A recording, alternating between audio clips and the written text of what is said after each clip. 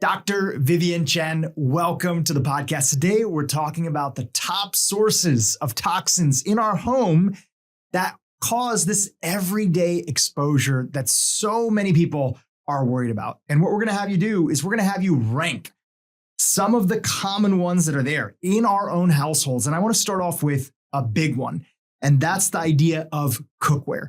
Talk to us about cookware and what is the worst type of cookware that we want to all be avoiding? Well, first of all, thank you so much for having me. I'm a big fan of yours, and this sounds so fun. So cookware is like something I use every single day, multiple times a day. And hopefully a lot of people are cooking at home. So, that's really healthy to cook at home. But what you cook in can determine whether you're exposed to endocrine disruptors and forever chemicals. So Teflon was very popular, right? Because everybody loves to cook the eggs on it. It slides right off. It's easy to clean, but it leaches PFAS, these forever chemicals. And these chemicals have been shown in studies to affect our fertility, our immune health. It can cause pregnancy complications. It's been linked to certain cancers like testicular and kidneys. And the biggest problem with it is that it sticks around in our bodies. It's called forever chemicals, right? So it's really difficult to get rid of in our environment and in our bodies. So PFAS is actually now found in 45% of US tap water because it lingers around so much. So if we're rating cookware, then, the Teflon, the black, shiny looking nonstick cookware is an F for sure. Okay, I will never cook in those. You never want it. So on our tier rank system, where F is the worst, and then we have S is supreme on top, you're putting Teflon cookware as an F. Correct. Yeah. And if it's scratched, it will be a sub F, F minus, because when it's scratched, it actually releases more PFAS into your food. You travel a lot. You see people. You go into people's home. Are people still using Teflon cookware?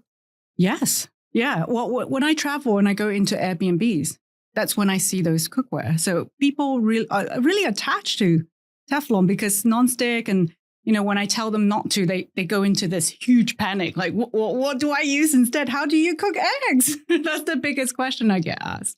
And what do you say to that? Cast iron. So a well-seasoned cast iron is naturally nonstick. And you can easily cook eggs on that. And actually, you can use stainless steel to cook eggs too.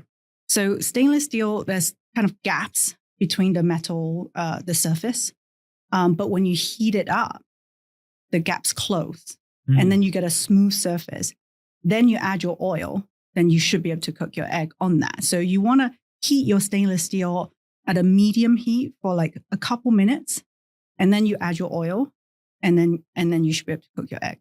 Well, we don't have a photo of cast iron, but we do have one of stainless steel. So if you had to say that Teflon coated pans, especially the ones that have these cuts and nicks, which are so popular in not just Airbnbs, but people's homes, and they're leaching microplastics into everything you cook, you put that as an F. But stainless steel, where would you rank that? Stainless steel. Stainless steel, I would put as A. Okay, great. It's a great, cheap alternative that's out there. Yeah. And if you have cast iron, that's also probably going to be about an A as well. Yeah, correct. Now, you had one caveat for cast iron that I saw that you wrote on social media on a viral post that you made about cookware on this topic. And that was around iron levels. Can you talk about that? Yep. So any acidic food will leach iron from your cast iron pan. So if you already have a high blood iron level, let's say you have a condition called hemochromatosis, then you actually want to avoid cooking in cast iron because the iron can actually go into your food. And you definitely want to avoid cooking acidic food in cast iron. Not only that, the acidity of the food actually can erode away that nice seasoning that's actually making your cast iron nonstick. So I actually mainly just kind of pan fry and do what I would normally do in a nonstick pan in my cast iron. But if I want to make a stew with tomato sauce or anything like that, I actually use my stainless steel. That's great. That's great advice.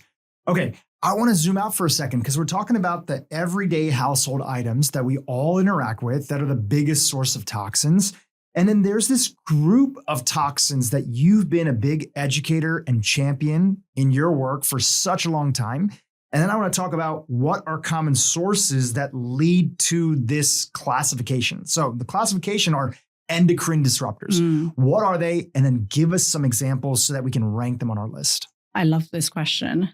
So endocrine disruptors are a group of chemicals that can interfere and mess with our own hormones. The hormones are these kind of messengers in our bodies. They go from the brain to the organs like sex organs and tell it what to do. So think of things like thyroid, that's a hormone. Insulin, that's a hormone. Sex hormones like estrogen, testosterone. So endocrine disruptors can interfere with these hormones. And what we see as a downstream effect of that are things like fertility issues, insulin resistance, prediabetes, diabetes, weight gain, and lots of other conditions. So it's a big problem, and it really affects us quite ubiquitously across the board. So pregnant women who are exposed could be passing these on to their unborn children. And if the unborn children are exposed during these critical windows, it can actually switch on and off genes that determine their propensity towards obesity later on. So their kind of propensity to weight gain later on in life. So it's really important and kind of critical if you're in that preconception pregnant phase. But in children too, it can affect their new nervous system development, brain development, their immune system. It's been linked to allergies and eczema, asthma, those kind of conditions. So across the board, we're all affected and we all should be paying attention. Now, the commonest source of that group of chemicals that we are exposed to every single day is going to be in the kitchen again. What are some household items that are examples? So I would say plastic is the number one kind of source of these endocrine disruptors for us. Plastic, we use about 10,000 different chemicals to make plastic.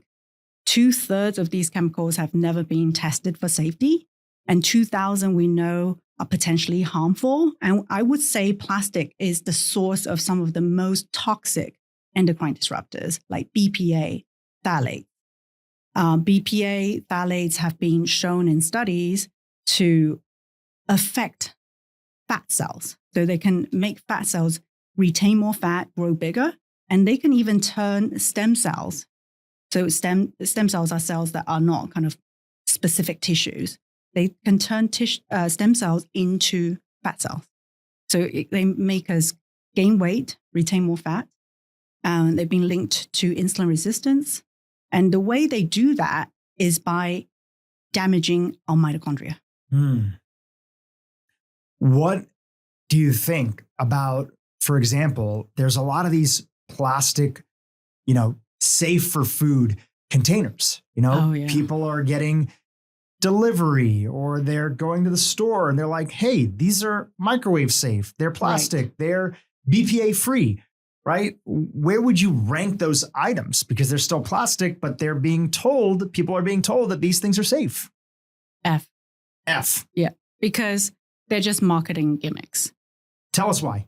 Microwave safe just means that the plastic won't melt in the microwave when you heat it up. It doesn't mean it's safe for your health.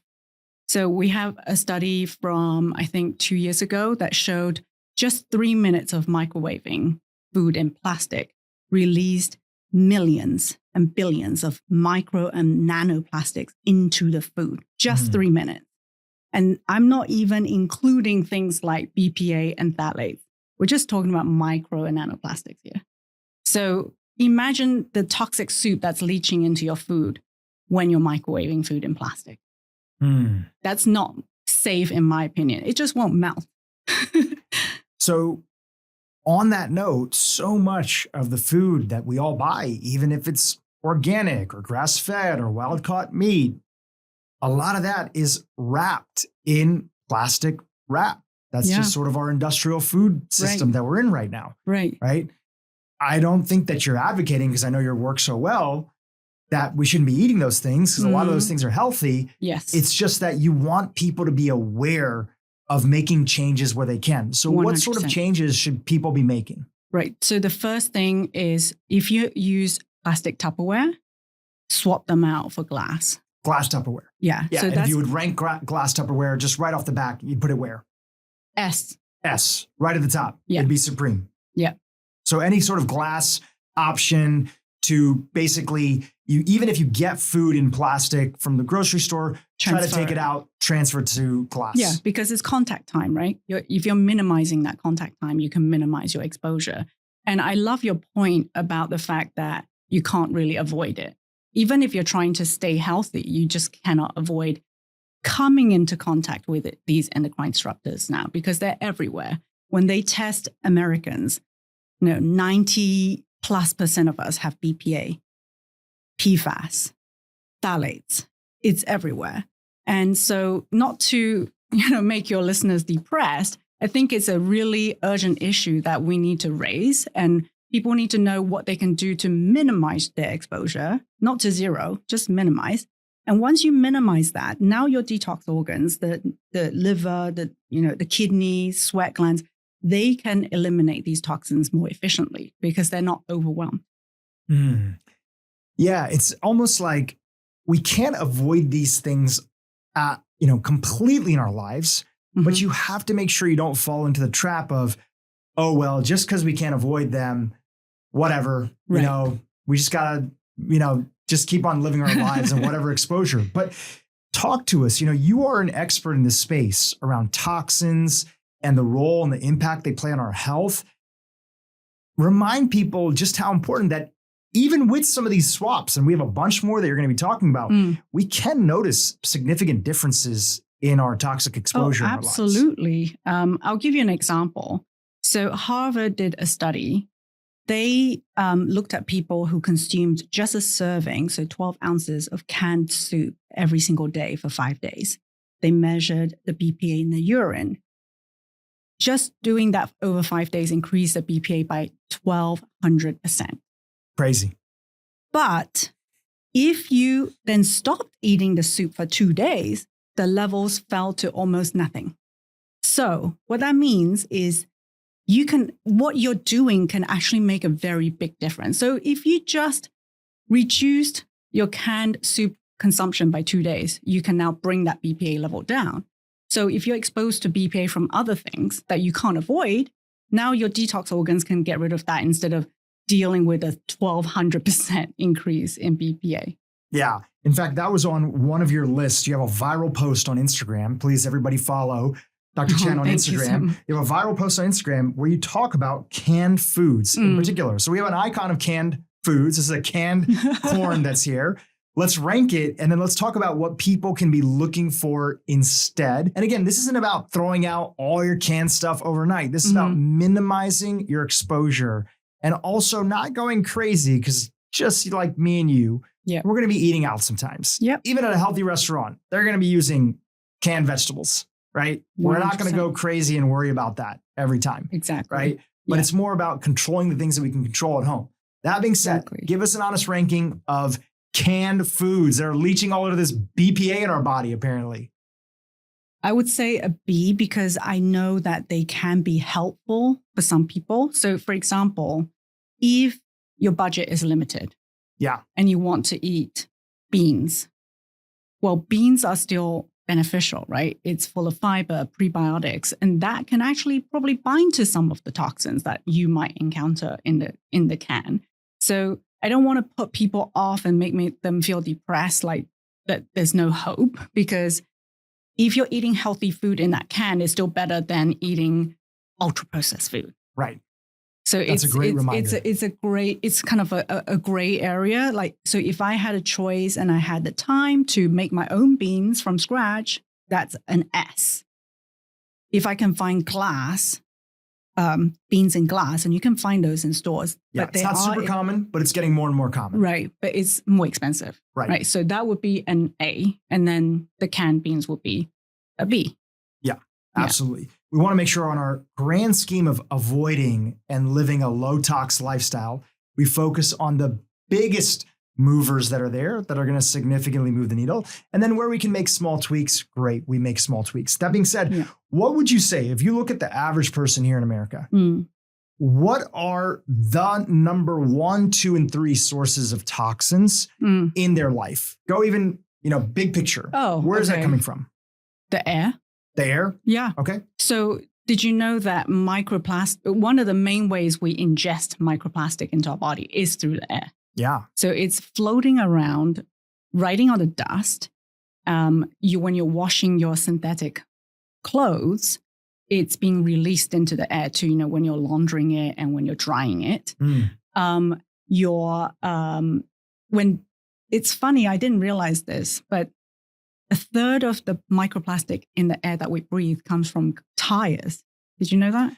I knew it was high. I didn't know how high it was, but tires are largely latex and they sort of have a lot of runoff and other things. And I believe there's been some pretty big studies that have been done that show in higher trafficked areas like the Bronx or other highways that are typically, adjacent to lower income communities, you have just massive rates of asthma, which they largely relate to these rubber tires and these latex tires that are out there. 100%. I didn't know that. So I find that fascinating. Well, not fascinating, depressing, but fascinatingly depressing. Yes, that's right.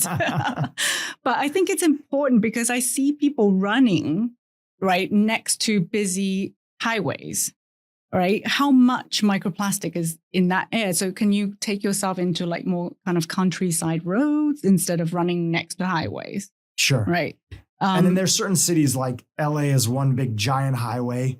Right. Right. And you're typically, going to have pretty bad air quality all around. Yeah. But I think you bring up an important point, which is that, okay, you can be air mindful, especially on sort of windy days where you have a larger particle size or particle count that's outside. Yeah. But a lot of people forget that unfortunately and fortunately, we spend a lot of time indoors too. Right. And we can do a better job of controlling the air environment in there. What 100%. Would be one of the best recommendations that you would have? Open your windows and also, if you can, invest in a quality air filter. Because a lot of that, they have in small enough kind of microns to filter out the microplastics. Yeah, we have an air filter right in the studio. And a big part of it is that impressed. We built this studio out and I have an air monitor on here that's sitting on the desk right over here. And one of the things we saw is that, all the soundproofing is polyester, there's microplastics, there's other things. So we leave it running all the time. And I feel like if I don't have the air filter on and I come into this room, pretty much within a few minutes, like I can feel like I feel like a light, tiny level of feeling like a headache. Wow. Just because I feel like, again, it's a brand new room, new furniture, soundproofing, other things. All this stuff is leaching in the air, and our air monitor has shown that the air quality is not great when we don't keep on the air filter. Yeah, definitely. And one of the main things, like let's say you've just been out walking close to highways or busy roads, leave your shoes outside the home. Don't bring your shoes inside, because that's when you're now bringing those microplastic particles into your home, and those can now ride on the dust in your home. Every time you're walking around in your home, you're kicking it up and breathing it in. And if you have small children, young children, their hand to mouth behavior means they are more exposed than, let's say, an adult. Yeah. Keep your shoes off. Yeah. Right.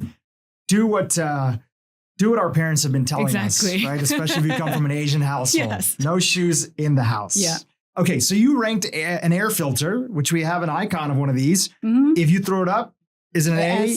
S? Okay, great. So if you can invest in a good air filter, and again, if you can't, often just opening your windows and letting more circulation in the house, even in a city like Los Angeles. I see anytime we open our windows, the air quality dramatically improves, even in a friend's house who doesn't have an air filter. Yeah, because we have so many things in our home that are just off-gassing all the time. Yeah, well said. Okay, let's come back to the everyday household items that we're exposed to. Is there anything else besides this category of plastics that you've talked about that falls into this endocrine disruptor category, or should we move on to the next thing? a big one is fragranced products. Okay, let's talk about that. We have an icon of a bottle of perfume and cologne, but there's fragrances in all sorts of our cleaning products. People have Febreze in the home. They have it in their fabric softener, their laundry detergent. What is the problem with fragrance? Well, the problem is that fragrance actually can encompass hundreds to thousands of different chemicals. And most of them are not disclosed. By law, they don't have to disclose anything in that category to you. So it can very often contain endocrine disruptors like phthalates, because phthalates, one of the uses for it is to fix scent. So if you wash your hair in the morning and you can still smell your shampoo by, let's say, midday, there's likely phthalates. That's keeping the scent onto your hair. We talked about phthalates earlier. There is an obesogen, it's an endocrine disruptor, so it can disrupt our hormones. It's been linked to low testosterone, low sperm count, fertility issues in women, allergies in children, asthma in children, and weight gain, prediabetes. I can go on. It's been linked to so many different chronic conditions. So phthalates is something we really need to be cognizant of. And if you use perfume, I know I see the perfume, that's going to be an F. Your conventional perfume, there's some better ones like phthalate free. Yeah. But if you use perfume, you basically have 300% more phthalates in your body than someone who doesn't. That's nuts. I literally get a headache when people wear perfume now and they're in small orders. And it's just like, I'm like, wow, we need to get the message out. So I'm so glad you're talking about this. But again, it's not just perfume. Right. We have an icon over here of everyday household products, right, cosmetics, other things that have fragrances inside. And even if the company is well-intentioned, what people understand is that these fragrances come from fragrance houses. And these fragrance houses, they make these proprietary fragrance blends. And even the companies that are buying them, these blends to add into their product, they actually have no idea what goes into making them. That's right. And so they couldn't even tell you if it's safe, if it's tested. And spoiler alert, they're not tested. They're not. And so nobody actually really knows, except for maybe a few chemists at a company, what's actually going into something. So we got no clue what's in any of these. Exactly. So fragrance products, your fragrance cleaning products, that's like really popular, right? Everybody thinks if they spray something that smells like meadows, then your home is clean. But that couldn't be further from the truth. It's actually dirtying the air in your home. So even fragrance in cleaning products and other household stuff, cosmetics, would you also put that as an F? Yes. Any fragrance products I would put as an F, unless you're using high quality, pure essential oils. Yeah. And where do you steer people if they're looking for better for you brands in all these categories? Where are you steering people? EWG, Environmental Working Group. I think they're one of the pioneers in the area. So they started talking about this many, many years ago, and they have this EWG database. So you can actually plug in products now and they give a rating. And what they do is so if a product is fragrance, they would actually ask the company, hey, give me the ingredients in that fragrance. And if they don't, then it's an immediate downgrade. Yeah. If they do, then they look at the ingredients in the fragrance and they'll rate it accordingly. So that's what I like about it. So it's they really cut that work for you down if you can find a product on their website. Here's one that I've seen you talk about before, and I think a lot of people haven't gotten the memo when it comes to everyday household products around it. And again, is it the most important thing? No, but there could be some awareness around it, and that's aluminum foil. Talk to us about aluminum foil. What is the challenge when somebody's using aluminum foil day in and day out? Aluminum actually leaches into the food you're cooking. So again, acidic food. And if you're cooking at high heat, that actually increases the leaching of aluminum into the food. So if you're wrapping your steak in aluminum and, pouring some lemon juice on it, so that's acidic, and then you're, putting it on the barbecue at 400, that's a recipe. The other thing is I see people marinating in aluminum foil because it's convenient. okay, so now there's the acid and the salt, and it's encouraging the leaching of aluminum, and now it's mixing into your food. So I would recommend marinating in glass containers.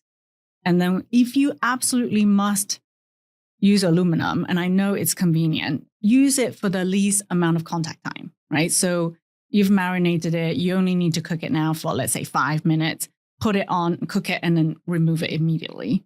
But better still, you can use unbleached parchment paper, or just use a pan and wash it. Like use a stainless steel tray. And I know it gets messy, but if you spray with, a non-toxic cleaning agent and let it sit, it does come off. So where would you rank on our list? Where would you rank aluminum foil as an everyday usage? We're not talking about that's an F for me. That's an F. Yeah, I actually don't have it in my home. And what's the concern about it leaching in the body? What is the long-term health implication? Right. So, it's debatable, right? Some people say it's been linked to Alzheimer's because they've found an increased amount of aluminum in the brains of people with Alzheimer's. We don't know if that's a causative or an association. So that's up for debate, because for every study that shows an association, there's a study that shows there's no association. But regardless, there's a study that showed that if you use aluminum cookware in your home, you're walking around with increased amount of aluminum in your blood. And when they took the blood sample out and analyzed it, the blood cells actually showed increased oxidative stress. So oxidative stress is like rust in the body. It actually causes DNA damage and cell damage, and it can trigger cell death.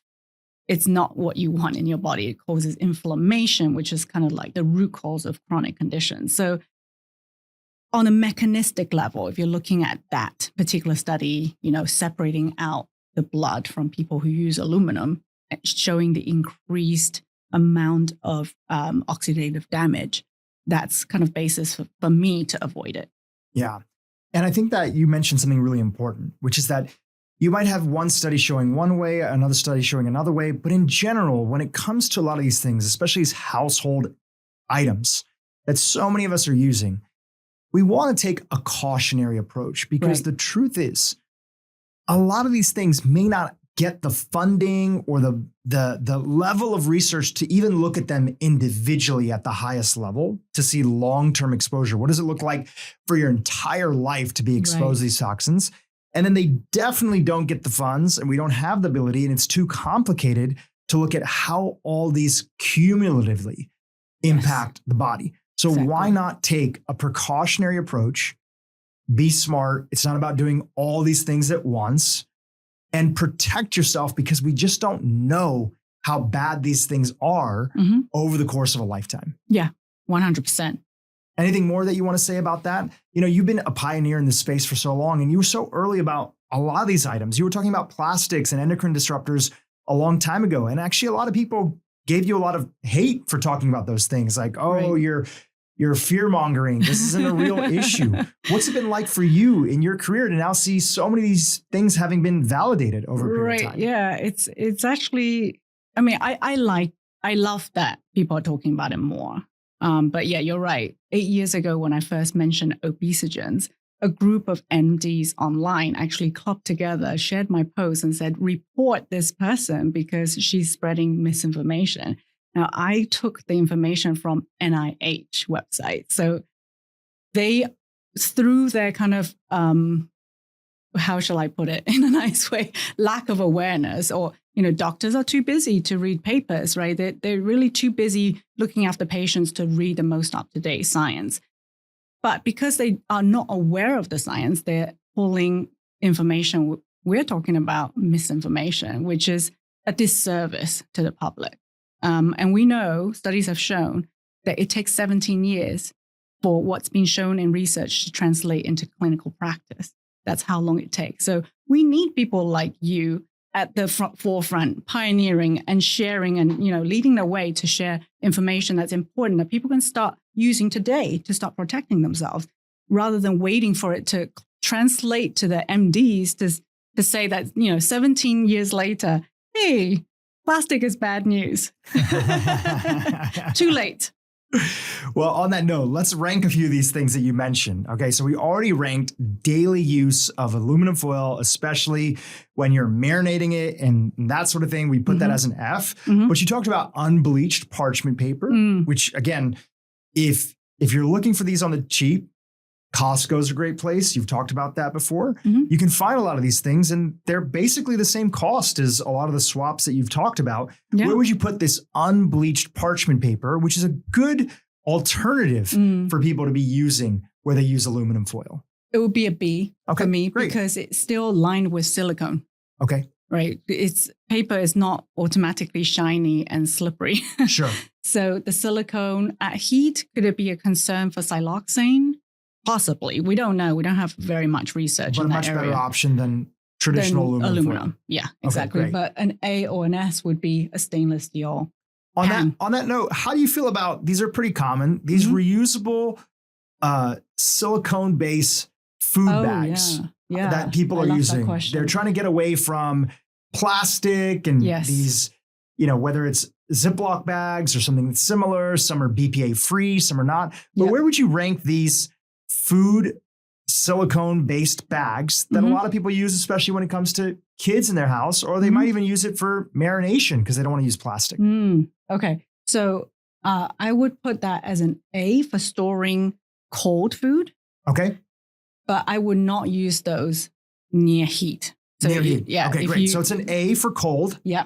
Right. So if you wanted to marinate something like a piece of chicken breast, I don't know if I would put something acidic in there. I have not seen studies on acidity and silicone, I have to say. I need to look that up. But let's say, you have bananas that you want to freeze. That's fine. I would use that. So you have soup that you've made that's cooled down that you want to put into those super containers. Those are silicone containers too for freezing. I'm fine with that too. But I don't like those silicone baking mats or the silicone utensils where you're heating it and cooking with it. Right. So try to avoid heat. And what's a better alternative if you're going to be dealing with heat? Again, if you're trying to stay away from silicone cookware, and there was a recent study that was in the headlines around black paint, which ended up having a little bit of a retraction because the math was incorrect, but still the researchers ended up saying that their recommendation is still to avoid black. Can you summarize that? What were they talking about? That's plastic though. Right. So I would never put plastic with heat. Plastic cookware that specifically has black paint has a very high level of toxic flame retardant, which is a toxin, a neurotoxin and toxic to the thyroid. And does that still go for silicone-based cookware as well? So silicone have not been shown to release flame retardant, but there's that, silicone at heat could release siloxane. And, there's kind of debates around whether that's harmful. Some people say, yes, it is. Some people say, no, it's not. So again, I take a precautionary approach. Do I have a better option that's not outrageously expensive? Yes, wood. So why not just go for wood? We have an icon for wooden utensil, right? Where are you going to put that? That's an A. Okay, that's an A. So talk to us about wood, and are there any considerations around wood? Why do you prefer wood? I prefer wood because wood is naturally antimicrobial. So people think plastic with those sprayed on microban, which is antimicrobial, is better. Microban actually contains endocrine disruptors. I don't want that.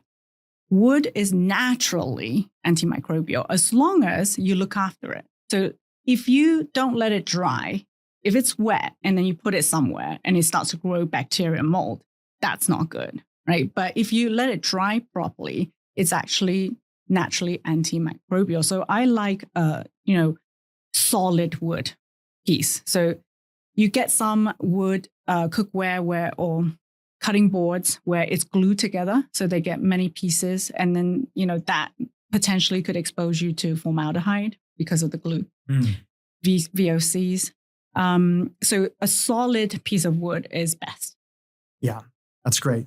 And anything about it being coated or not coated or? Yeah, I don't really see them coated, actually. Do you? I don't know enough about it. Okay, yeah. I look at it sometimes. I hear people say coated, but again, okay. I'm just trying, everybody here listening, including yourself, Yeah. we're all just trying to do the best that we can. Yeah, And definitely. I think that's a great time to actually just remind people that, here we are ranking everyday household items. Mhm. And a lot of these things are super straightforward, don't often cost any more, and are probably even going to last longer and maybe even save you money. Oh, yeah. Right? Yes. Like if you're going to start and move over to glass Tupperware, Yeah. sure, it's heavier. Sure, you might spend a little bit more money up front. Although a great recommendation you had is that they're often pretty cheap at Costco. Yeah. Right? You can easily get a Costco membership, save a ton. Yeah. And you might invest a little bit of money up front, but you're going to save money over the course of time. So these all should be low-hanging fruit that are pretty straightforward for people. If you Yes. get a good quality water filter at home, reverse Mhm. osmosis, and you're not buying bottled water from the store anymore, you're going to save money, Yeah, 100%. right? You're going to save money and you're going to be doing better for your health, for your family's health as well. So Yes. these are low-hanging fruits that are there, and they're being talked about with the latest research, which you're breaking down, and with the caveat that you're not trying to stress yourself out. Yes. This should be something that you tackle one item at a time, focus on the biggest movers, and over the course of even a few months, a few years, you'll radically have dramatically improved your toxic load. Yeah, 100%. So I have cleaners who come and help me clean my house. And when I gifted them non-toxic cleaners to use to clean other houses with. And she came back to me 2 weeks later and said, my nasal congestion is gone. Wow.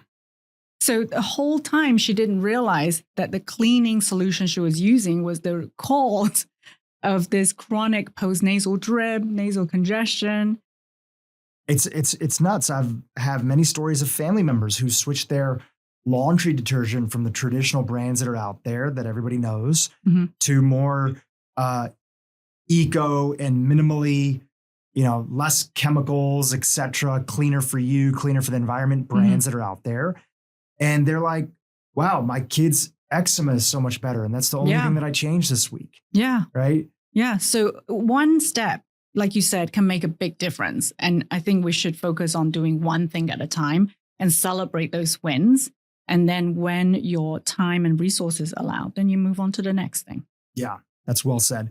Another thing that's out there that is also a good solution is there's a lot of these stainless steel containers that, and I think you've recommended them before. In fact, people who traditionally use plastic wrap, which I believe we have an icon here for somewhere, all these icons end up merging together. There we go. Plastic wrap that they'll wrap their food in, they'll wrap other stuff in. I'm guessing you're probably going to throw that as an F. Yes. It's a super thin plastic. It's used all the time. You got to have a ton of exposure of microplastic and endocrine disruptors from that. You know the study that recently came out about the plastic in our brain? The microplastic. I feel like there's been so many studies. Remind our audience. Remind me and our audience. So I think maybe like a month ago, there was a study that showed that we have about a spoonful of microplastic in the brain. So they looked at, took brain biopsies from people at postmortem in 2016 and 2022. And they showed that every single sample had microplastic. And the most common type of microplastic found was polyethylene, which is that type of plastic. So we are exposed to that very frequently for it to be entering our bodies, being absorbed, pass through our bloodstream and get into the brain. That's nuts. There's a dear friend of mine and also one of the doctors on my own personal team, Dr. Elroy Vijdani. I don't know if you've connected with him. I love him. Yes. Great physician out here in Los Angeles. And he was telling me that there was even, I'll have to look this up. I'll email him or Google it and we'll put in the show notes below. And also the studies that you've mentioned, we'll collect those. We'll put all the links there so everybody can see them. Yeah. He mentioned that in some cases when they were autopsying cadavers, they were estimating that 1/3 of the brain's weight could be plastic. That sounded crazy to me. Oh, wow. But that's he mentioned a lot. it, right? Now, Gosh. who knows what's going on with those individuals? This most recent study showed the amount of plastic went up 50% just in that short 5 years. So 5 years between 2016 and 2022. Oh my gosh. So, yeah. Why did they think that happened? What was going on? Well, just the sheer amount of plastic we're being exposed to, right? So plastic, the problem with it is that it breaks down in the environment and it doesn't really go anywhere. It just kind of comes back into us. And we're pumping more and more into the environment every single year. So it just all adds up. Yeah. Yeah. It's all that cumulative exposure. Yeah. So on that note, we have another icon over here.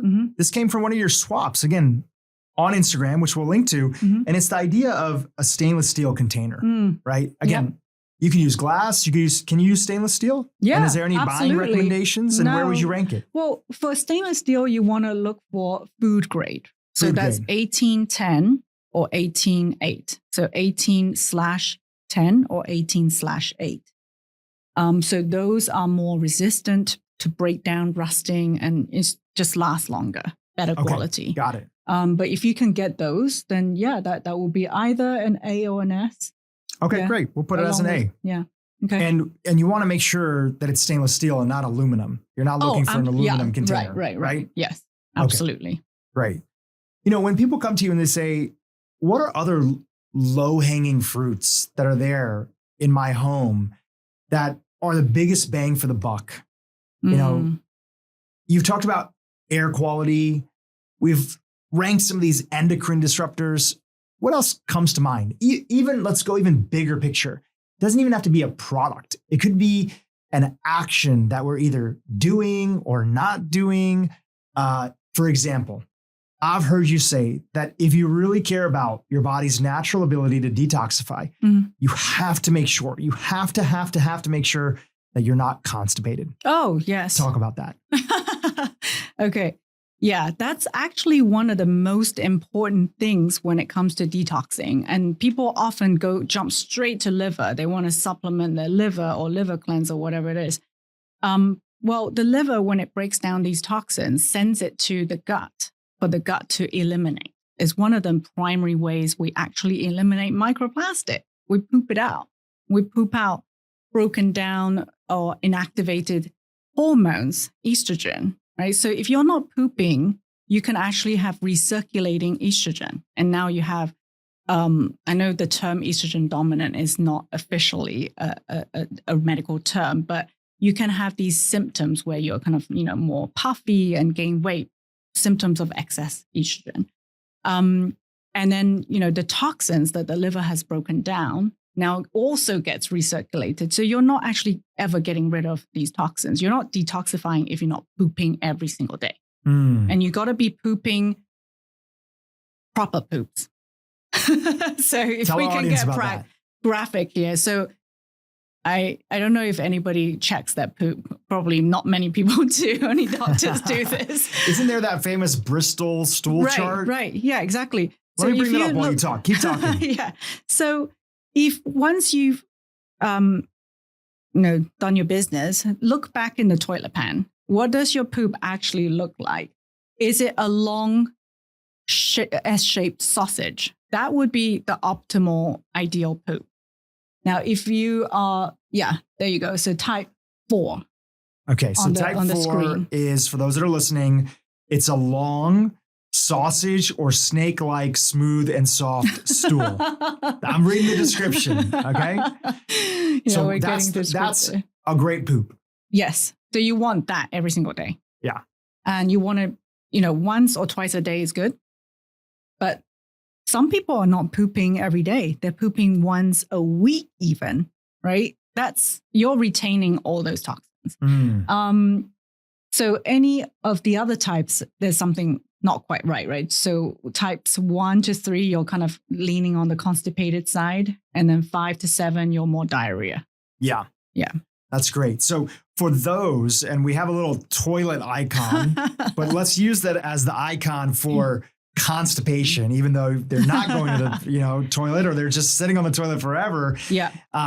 Where would you rank, chronic constipation? F. It's one of the worst things for you. Yes. And give us some remedies for those people that are in that category. There are some very simple things that they could be doing to improve that. Yeah. What are those things? Well, number one, make sure you're hydrated. So if you're not hydrated, you will more likely to be constipated. Is there a rule of thumb, some guidance around that? Yeah. So unless you have chronic heart failure or kidney disease, you should be looking for your body weight in pounds in ounces of water. So that's what I aim for. Half of your body weight in pounds in ounces of water. So if you weigh 120 pounds, you want to be drinking 60 ounces of water a day. Yeah. Great. And ideally filtered water, not plastic bottled water. That's great. Yeah. Another big recommendation that I've heard you share is that it's so easy in this day and age, even if you eat a healthy diet, because there's so many tasty, healthy snack foods and other things. We just have so little fiber in our diets. Yeah. And one of the first things people should be doing after hydration is just track their fiber to see how much you're getting. Absolutely. I have so many friends that are shocked to see that they're like, oh my gosh, I eat so healthy. And they look at their fiber in a day and they're getting maybe 12 grams of fiber. Oh, yeah. Well, that's what the average American is getting, right? 95% of Americans are deficient in fiber. They're not meeting their fiber intake requirement daily, which is around 25 to 30 grams. And if you look at our ancestors' poop, they were likely eating around 100 grams a day. So that's a vast difference of fiber intake. Now, if you can't really go from 12 to 30 in a day, because you are going to get bloated, you're going to get uncomfortable. So, and a lot of people have dysbiosis, right? So unhealthy bacteria in the gut. Again, secondary to a lot of these toxins we're talking about. So that requires more gentle increase of fiber. So you want to, increase by, 5 grams a day, see how you do. And then if you get bloated, you stop and just have your body accustomed to it. So I liken it to like going to the gym. So if you never go to the gym, you never lift weights, you don't go into the gym and suddenly lift 100 pounds. You go in with 5 and then 10. So you want to do that with fiber. But fiber 100% is essential for detoxing. It actually binds onto toxins and help us remove toxins. And studies have shown in healthy adults, those who eat more plants, they have lower levels of heavy metals like lead and cadmium. That's great. That's a great reminder for everybody. I've heard another rule of thumb. I believe it was from one of our guests, Lane Norton. He would say, for every 1,000 calories you have, not that everybody's tracking their calories, but sometimes, people in general might know how much they're having. Yeah. You should be shooting for 15 grams of fiber for every 1,000 That's about right. calories. Yeah. Because then that would put you to about 30. Yeah. Yeah. On the minimum, at least. It might be a little bit, slightly different, that formula, but we'll put that in the show notes. So I know I feel best for me. I probably have like 2,200, 2,300 calories a day. I feel best around like 50, 60 grams of fiber. If I have a little bit more than that, I don't feel that great. I mean, props to our ancestors that have been having 100 grams of fiber, But I feel great around like 50, 60 grams of fiber. I get all the benefits, but I don't feel too bloated or other stuff. Yeah. And some of my favorite sources of fiber personally, and I'd love to hear on your end. I know, there's a whole spectrum of fiber that people can have. Yeah. There's soluble, insoluble. There's fibers that are high FODMAP, low FODMAP. Like I don't do too well with chickpeas, lentils, even though I grew up eating a lot of those foods. Okay. Yeah. Interestingly enough, when my mom makes them, shout out to my mom, and they're made in more the traditional pressure cooker style, which nobody makes anymore, I do much better.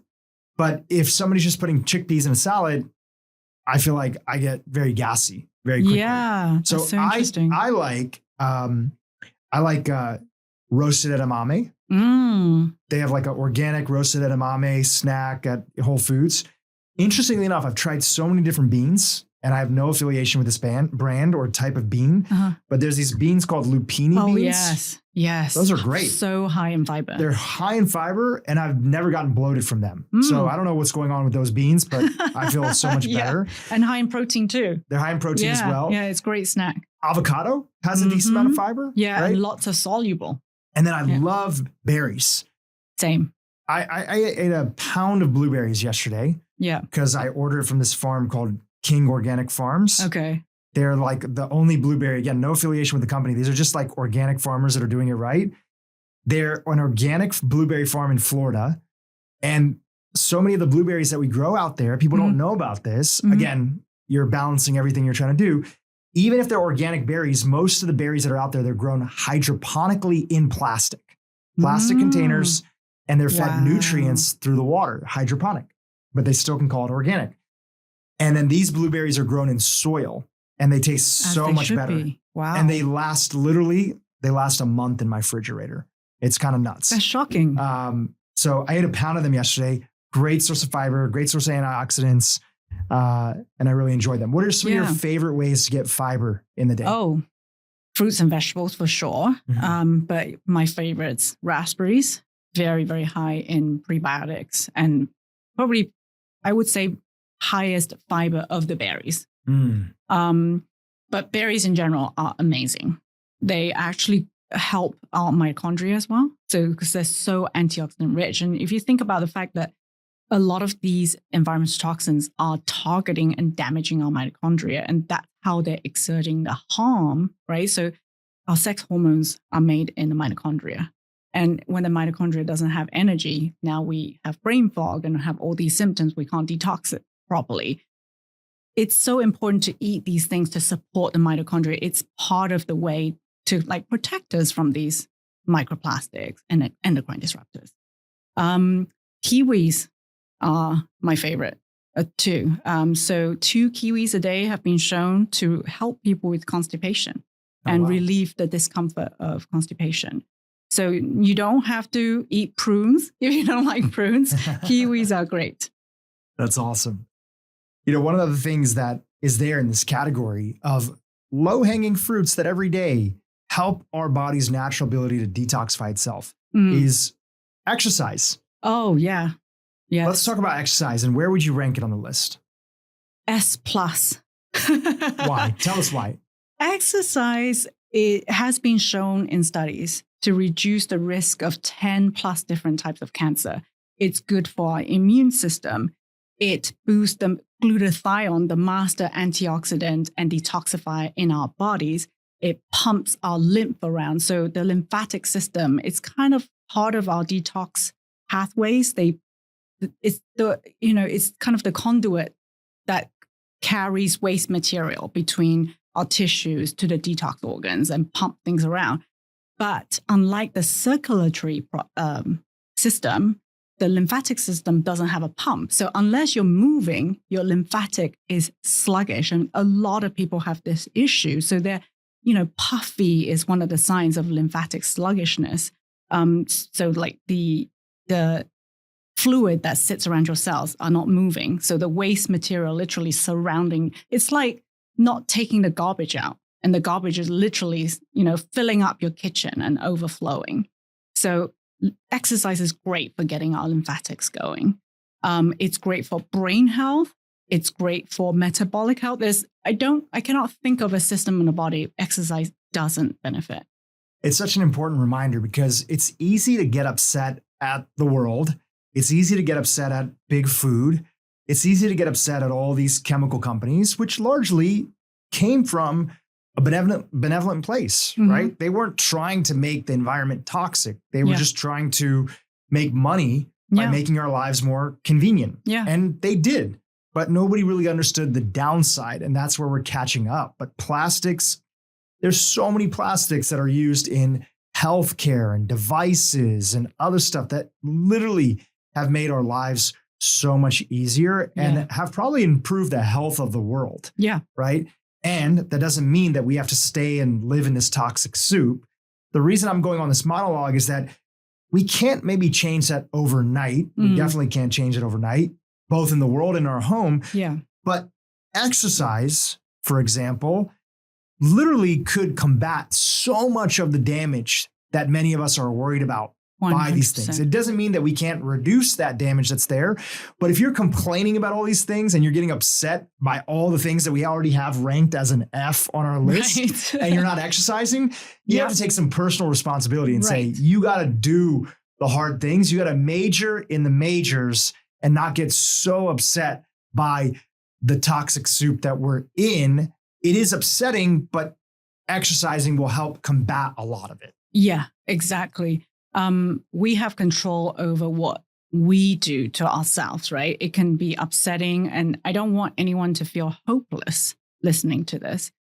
Yes, all these things, plastic in the environment, that has to come from the government and regulation level, but we can do things to protect ourselves, and that's really important to remember. Yeah. So let's recap a little bit of some of the lists that you had of things that we can do. So going to the bathroom on a regular basis, we don't have an icon for that, but that's going to be an S or an A.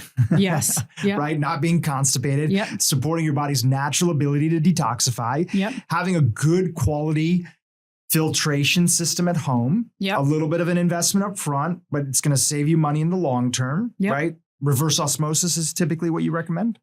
So I actually swapped from reverse osmosis to a different system. Yeah. And I do agree, RO is probably the most kind of effective. If you don't know what's in your water and you just want one that's going to hit everything, then yeah, get an RO. But my approach, because I live in California and water's so precious, a typical RO wastes a lot of water, right? For every 1 liter of water you get from your filter, you're wasting 4 or 5 liters of water. That's a big amount of water wasted. So I actually looked up what's in my tap water, and I found a filter that was shown by NSF testing to remove that contaminant. And it's not an RO.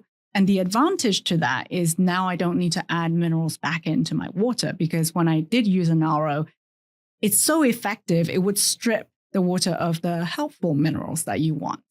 So I used to add minerals back in, but now I don't have to. Do you think this is an area that I've always been confused about? Do you think that a lot of people are relying on the minerals from their water, separate from the water waste, as a key part of their mineral supplementation on a daily basis? I genuinely don't know the question, so I'm asking. Yeah, no, I think that's a great question. You should be getting most of your minerals from your food, right? If you're eating a variety of veggies and fruits, you should be hitting that mineral goal. But there's this idea that minerals help you absorb the water, right, into the body. So there's probably some truth in that. Do you absolutely have to add minerals back into your water? Probably not if you're eating a very plant-rich diet and you're hitting the goals there. But most people are not. So they are relying. Yeah. Great. So water filtration, right? We talked about air, constipation, making sure you're not constipated. We talked about exercise. Yeah. What other things are there, now that we've covered a lot of those basics, what other things are there that you want to remind people of that they can do to support their body's natural detoxification abilities?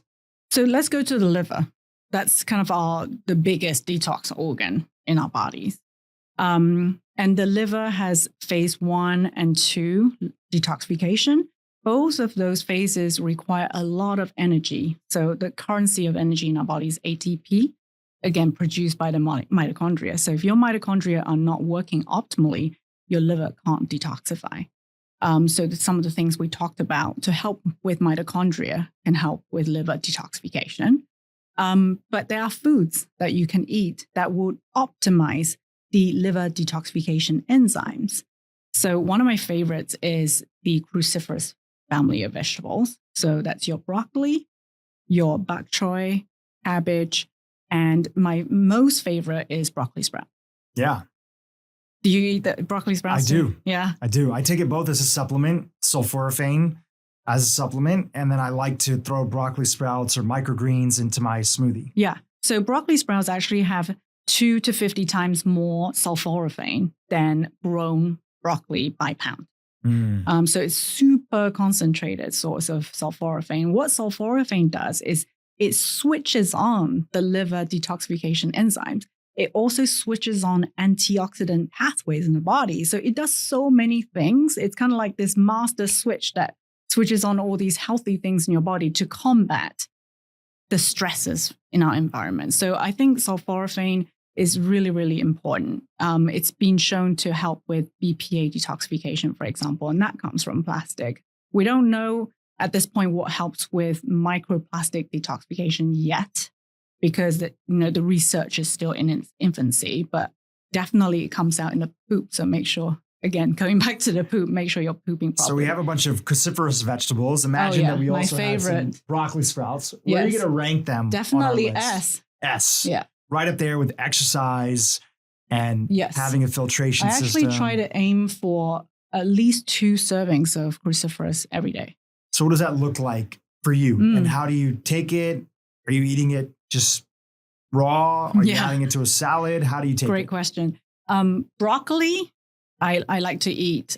So a key or a trick to getting more out of your broccoli is to cut it first, leave it for 15 minutes for the sulforaphane to form before you cook it. So because the sulforaphane is there's a process to get there, and the enzyme to get there gets destroyed by heat. So if you cook it too early, you're actually not getting the most sulforaphane out of your broccoli. So I would saute my broccoli or I steam it. I would have, a serving of that, let's say, and then I'll throw my broccoli sprouts into a smoothie, because I don't mind the taste of broccoli sprouts, but my kids are not a fan, unfortunately. So I kind of hide it in a smoothie. So if I put, a date and then, raspberries and pineapple, they can't really taste it. Yeah. Yeah. And actually the blending action helps to release that sulforaphane as well. Oh, that's a great hack. I love that. Okay, great. So we have now added to the list, we have the cruciferous family. Again, broccoli, one part of it, broccoli sprouts, supercharged part of it. What do you think about, some of the supplements that are out there that have sulforaphane? I can't remember what brand I take, but is that another way to also I think access? So. There's one researcher who says it should not be something you take every day. Okay, interesting. Yeah, he says that you could tip the system too much the other way, like too much.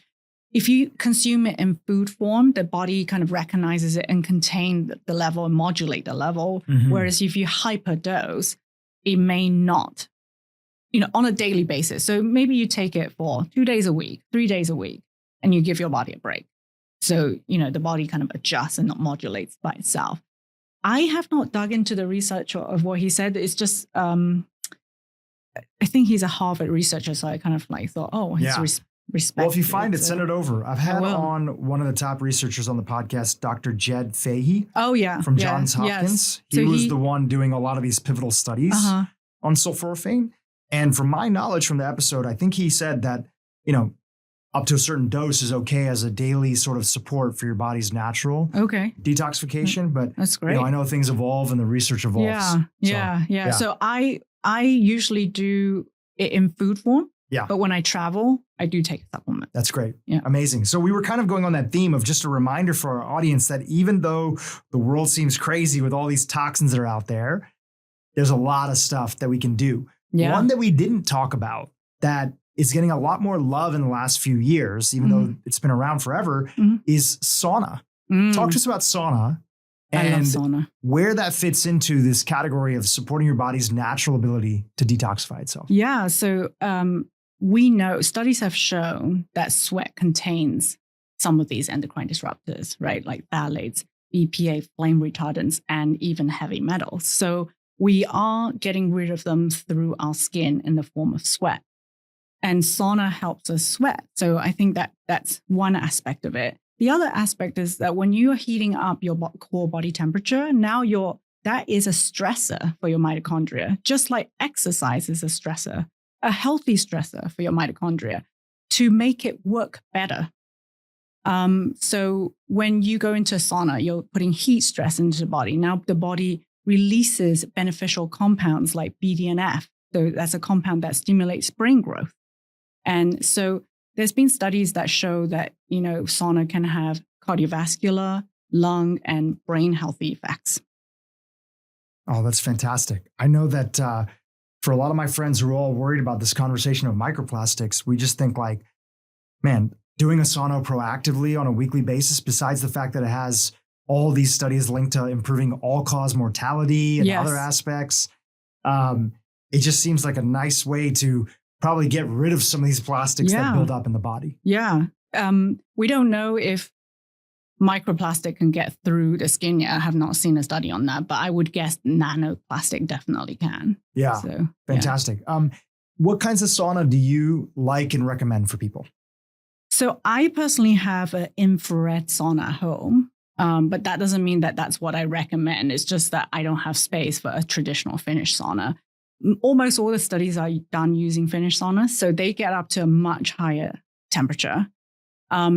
My one only kind of goes up to about 150, but it's more comfortable for me. So my kids are 14 and 16. They go in the sauna too. I put them in the sauna. They don't have a choice. Is it punishment? You didn't do your homework? Get in the sauna. Right. Oh, no, it's a reward where they get to watch their favorite show in the sauna. Oh, that's great. That's great. But yeah, they don't like the traditional Finnish. It's too hot. A little too hot. Yeah. Yeah. So they don't mind the infrared so much. So, yeah. I think anything that makes you sweat is going to be great. And even the club that I go to every so often here in LA, they have a infrared. And even though I love traditional sauna and I've seen all the studies, and we've had on one of the preeminent researchers, Dr. Susanna Soberg, on the podcast, and she's done a lot in cold therapy in particular. Okay. She's from Denmark, but she knows a lot about the heat side too. And her protocol is usually 20 minutes at 180 degrees is where you get that benefit, done at least 2 times a week. But she said, listen, whatever you have access to, even if you don't have a sauna, if you can do a warm bath, not a hot bath that burns you, it should be a warm bath that you can still sit in. Yeah. You stay in that for a while, you'll start to sweat a little bit. Yeah. Sweating is good. Right? Exactly. Sweating is good. Anything that makes you sweat, exercise, anything that makes you sweat is going to be good. And an infrared sauna is going to make you sweat. Even at 150 100%. Degrees, you're going to sweat. Oh, you sweat. Yeah. It heats up your core body temperature in a different way, right? So that light is actually directly agitating and causing heating of your core body temperature rather than from, is it conduction? Conduction from the heat of the air around you, which is the traditional Finnish version. Yeah. Yeah. Fantastic. What about red light? This is an area that you're super passionate about. And you actually have a company in this space I'm a big fan of. Thank you. Talk to us about red light therapy. Yeah. Well, red light, I never thought I would create a product in red light therapy until there was a need to do it. So my dad was bedridden with severe back pain and hip pain a few years back. And he was misdiagnosed. He actually had a muscular condition called piriformis syndrome, but he was misdiagnosed as sciatica and put on the wrong treatment and just escalating doses of opioids. And I was worried he was going to get addicted. And plus, he was laying in bed for weeks on end, wasting muscle. So I flew home. At the time, I had a little red light therapy device that I was using for skin rejuvenation for wrinkles and fine lines because I had started seeing studies on it. But for skin rejuvenation, the light intensity is very low. So when I gave him the device to use, because I also read studies that red light could reduce inflammation and help with pain and healing, he at first didn't see any effect, but then he used it for 2 hours a day and he started to get pain relief. So he started to use it consistently every day. And after 2 weeks, he was up and walking. Now, of course, I did other things. I put him on an anti-inflammatory diet, lots of turmeric and anti-inflammatory supplements too. So it's not just, I'm not saying red light therapy is a miracle, but it was a very big part of his healing. Now, when I got home, I thought, well, nobody has 2 hours a day to do red light therapy. Only my dad, a retired person, has. I need a light that's portable with high irradiance so that it would work to penetrate into deep tissue when you need it. And then you can move it further away to get that low irradiance for skin rejuvenation. And I couldn't find one. So most of the portable devices are very low in irradiance. And so I created one. And the other thing I was looking for is third-party testing. So just like a supplement, you need the right dose of light to get the effect you want, right? So if you look at the 2,000 published studies on photobiomodulation, which is red light therapy, you'll see that the dose for skin is, around 10 joules, so very little light. But the dose that you need for muscles and joints is much higher, like 50 to 100. For brain health, it's also very high. So instead of buying, spending $300 on something for your skin, and then another $300 for your joints and hips, and then another $300 for your hair, why not create a high irradiance device that you can just adjust the distance and then you can get all the benefit? So that's what I wanted to create. And I wanted to third-party test it so that I know exactly the irradiance you'd be getting at each distance. So I tested it at 1 centimeter away and then 15 centimeters away. So I knew exactly what I was getting. And, I was really blown away by the response, because I feel like most people who had tried red light therapy before they tried Lundberg's, they couldn't see an effect. That's because they were using a dose that was not right for the purpose.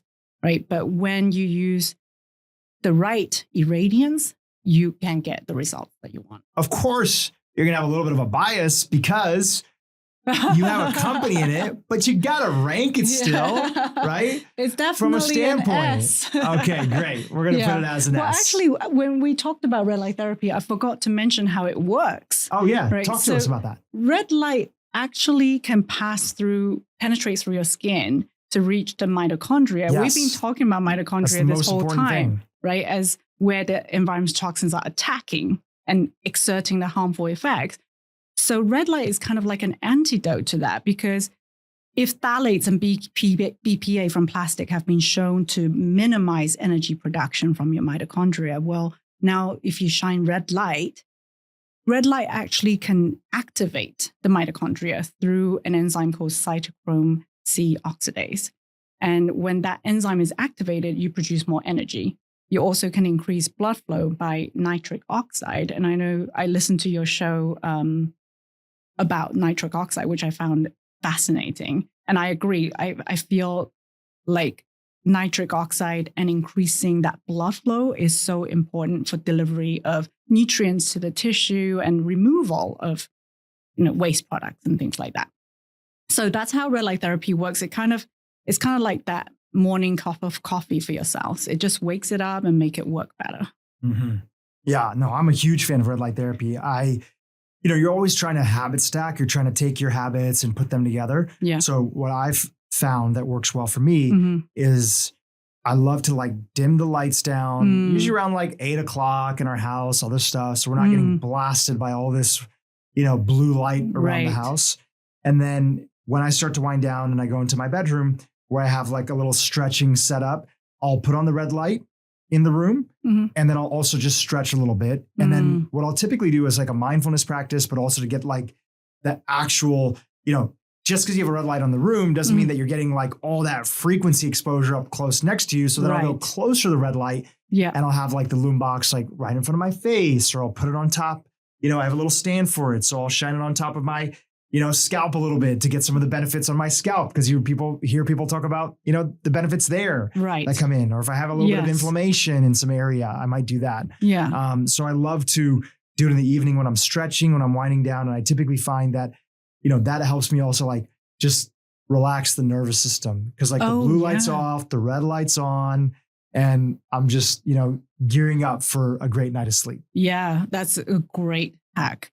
I love putting near infrared at the back of my neck before bedtime. That just totally relaxes me and sends me to sleep. And in fact, there's a study on basketball players, and red light therapy right before bed for them improved their sleep. Oh, it's amazing. Yeah. And I want to talk about melatonin a little bit, because so we know melatonin mainly as a sleep hormone, right? That's secreted from the pineal gland. It helps us sleep. But actually, it's a really powerful antioxidant. So during COVID, people were finding that people with higher levels of melatonin were protected because it was a mitochondrial antioxidant.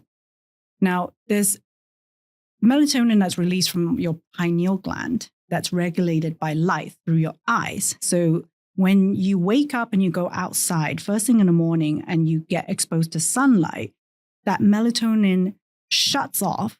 And that's a signal for your brain, like, okay, now you should produce melatonin 12 hours later. So that kind of sets your circadian rhythm for that day.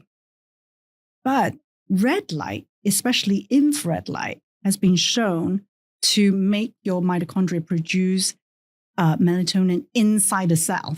And that is, again, another kind of protective mechanism for the mitochondria to fight that oxidative damage we talked about from all these environmental toxins. So there's actually two different melatonin mechanisms, which I never learned at medical school. And I never knew melatonin was such a powerful antioxidant and protective. Yeah, you even saw during the pandemic that you had a lot of practitioners talking about the powerful role that taking melatonin could have, especially like a lot of the plant-based melatonins that got a little bit more popular. Right, yeah. But my question mark with that was I never knew whether the melatonin would get inside a cell where it needed to work to protect that mitochondria. And that's where red light therapy can be super beneficial. It's kind of produced locally and they're right then. But I think that kind of gets us on to the next topic, which is the next tip that we should be doing at home, which is sleep. Okay. Sleep is one of those things I think that's just so underrated because it's passive, right? You're not doing anything. And people think, well, is it that easy? Just go to sleep and you get all these benefits. Well, one of the biggest detox times of your day is actually during sleep, because we now know that during sleep, especially deep sleep, the glymphatic system in your brain, so that's the lymphatic system in the brain, actually drains more during sleep. So the pathways open up and the lymph actually drains from the brain during sleep. And that's actually a really important way to get rid of the waste material that the brain accumulates during the day. And if you're not sleeping enough, that stuff is not coming out.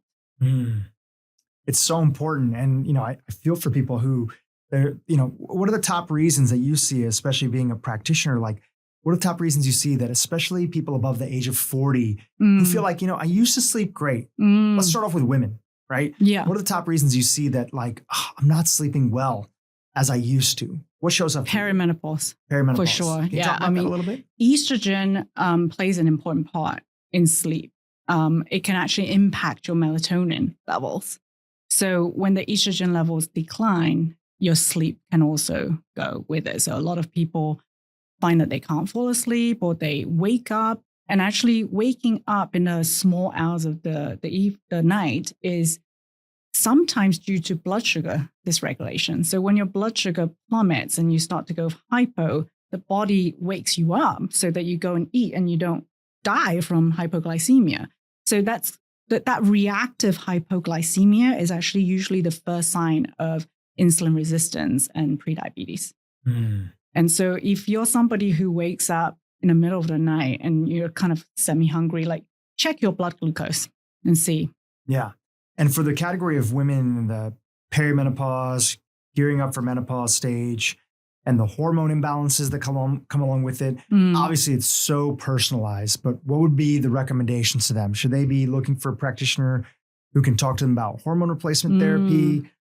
Should they double down on a lot of like the lifestyle things that we talked about? What directions do you want to send them in? Yeah, so there's a lot of lifestyle things you can do, right? And I'm not against hormone therapy. I feel like menopause hormone therapy has been kind of put into that demonized basket because of the study that came out about, increased risk of breast cancer and heart disease, which we now know is not representative of most women, right? So that study was mainly done on much older women who normally are not on menopausal hormone therapy, right? You normally want to start women in kind of their late 40s or 50s.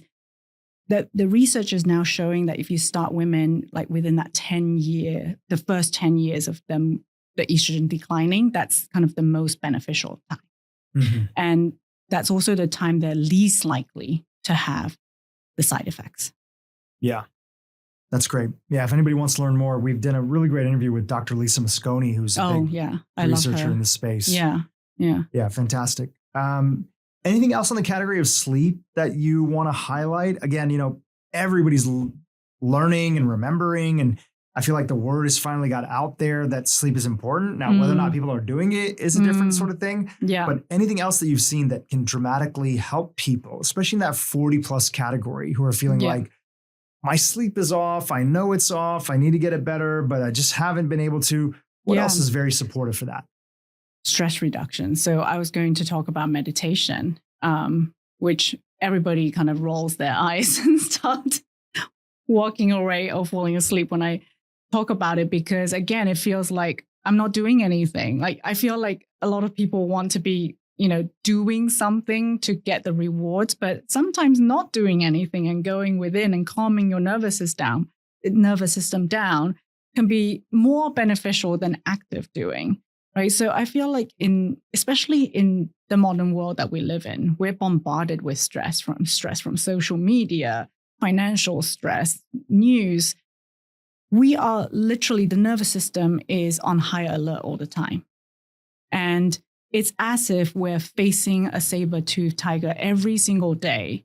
And our body doesn't know the difference between mental stress and if it's the stress is real, like we're facing a saber-toothed tiger and we really need to run away, or if it's, social media and we're, somebody's attacking us or criticizing us or, we're arguing with somebody. So that continued stress actually can lower stress basically puts things the body doesn't think is important onto the back burner. So it will ramp down detoxification. It will ramp down fertility. So stress has a direct impact on thyroid hormone as well, for example. Why are women so disproportionately affected with thyroid condition? Of course, there's so many different factors, but women also, are carers. They do, they have to work. They provide for the company, for the family. They have to look after children. There's so many stresses in their lives that the thyroid is often a place that takes a hit. Mm-hmm. And I feel like stress, there's studies that show that if you're stressed, you're more likely to have the vasomotor symptoms of menopause. So, the hot flashes and things like that. So if you can really kind of regulate your nervous system, right? And that's like the master conductor of our entire body is our brain. And if the brain is constantly telling the rest of the body, you are going to die, run away now, escape, you got to run away, the body doesn't know what to do, right? It's confused. It's kind of like, I've got to ramp up blood sugar to help you run away. So now you're more likely to run high blood sugar all the time. We know that cortisol, for example, can pump up your blood sugar, right? So that's the stress hormone. So really kind of taking time. So this is my everyday non-negotiable. I have to meditate. What does that look like for you? Do you have a formal practice? Yeah. So I usually try to do transcendental.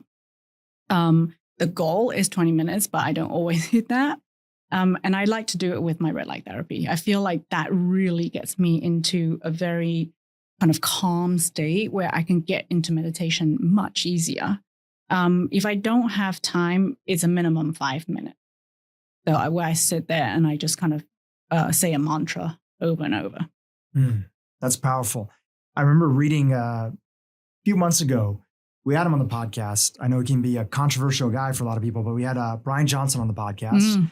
And he was saying that one of the biggest things that he's seen when it comes to his sleep score, he's known for having this record of 100% sleep score on Whoop, is that his sleep quality is directly related to his resting heart rate. So a few things play into that. Of course, winding down at night. He has his own routine that's there. But also to eating he eats his last meal way early in the day, but the recommendation on a practical level for most people is start by at least having, by the time that you're done eating, at least 3 to 4 hours before you go to sleep. I know when I have an earlier dinner, not only do I feel better, because I'll have dinner, I'll go on a walk with my wife around our neighborhood, but I also end up sleeping a lot better. Yeah, and when I do look at my 100%. resting heart rate is usually a lot lower right before I go to bed. So That's a whatever your great resting tip. heart rate is around, right before you go to bed, versus sometimes I know that even, especially for my wife, shout out to my amazing wife, she'll say that when we're out with friends, and I'm kind of a little bit more of a stoic individual. Like I listen very intently, but I don't have a lot of reaction or other stuff. I just listen, I'll smile, and I'll engage in conversation. Yeah. My wife, in the most beautiful way, she's like everybody's number one cheerleader. She's very extra, right? She's put so much of her emotion and her facial expressions, and she's in it, and people love her for that. She's very charming. And she'll come back no matter what dinner we're at, and she always feels like I'm so ramped up, right? And her heart rate is up. And she's like, I never sleep as well. And I'm like, I know, babe. Thanks for taking a hit for the team. We wanted to catch up with friends, and that's part of our social life. But yeah, I know winding down at night, eating earlier, those things all help us have a better night's sleep. I think that's such a great point, right? Because I feel like people expect now to be working until 10 p.m. on their laptop, blue light, and then boom, 10, I'm going to go to bed and then fall asleep right away. That's just not going to happen. It's not going to happen. And, you're a doctor and an entrepreneur. I have a history of starting companies, and there are periods of your time in your life where you have to do that thing. Yes. That's there. And the hope is that becomes the exception to the rule, that the base, or at least whenever you can, you're doing a lot of the things that we're talking here, especially the lifestyle components, so that you set that great foundation that's there for your health. Because there's plenty of people that have all the career success and money, and they just wish that they were healthy, right? And they don't have the health component. Right. There's people that feel healthy, that literally feel so incredibly wealthy because they've invested in their body, they've invested in their family, in their relationships, in their home, in their food, in all those aspects. And they feel like, they feel so wealthy internally. 100%. Yeah, couldn't agree more. Important items. Okay, so that's sleep. Are you open to ranking a few more of these things that we didn't get a chance to rank? Yeah. All right. And I'm going to take one that I've heard you talk about before. And that is something very simple that many people can do to improve the quality of their air in their home. And that is plants, adding a plant to your home. Where would you rank it, and why would you rank it there? I would put it, let's say B. A B? Okay. Yeah. Because I'll tell you why. The NASA study that showed that plants improved indoor air quality, they had literally like 100 plants in a very small space. So you need a lot of plants. You need a lot for meaningful air filtration. But I love them anyway because they make you feel more relaxed, and you feel happy with plants around, or at least I do anyway. So yeah, I think it's a great thing. Just look out for mold.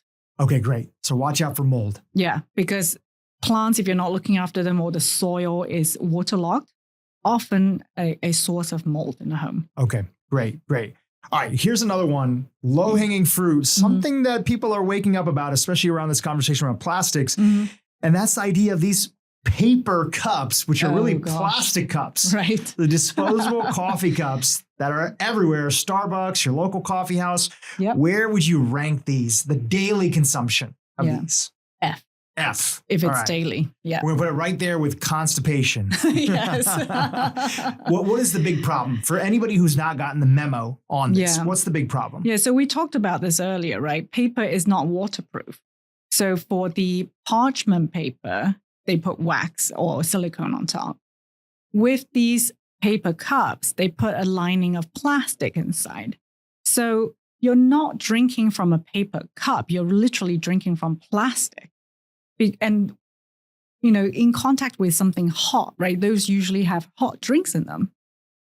Heat can increase the leaching and the breakdown of plastic. So now you're really drinking plastic, really, in your drink. And the plastic lid that often goes on top of them too. Like people drink through them. I know the contact time is not as much as the cup itself, but there is still some chemicals that's going to leach in to that tea or coffee that you're drinking as you're consuming it. Especially if you're doing it every single day. Yeah, I wouldn't do that every single day. I mean, on the occasion, I always have a reusable cup in my bag. Yeah. Yeah. Yeah. I can show you mine. No, but same here. Yeah. And would you put a reusable cup? We have one here. Would That's you put an it as an A? Yeah, for Great. sure. Yeah, I have a Yeti.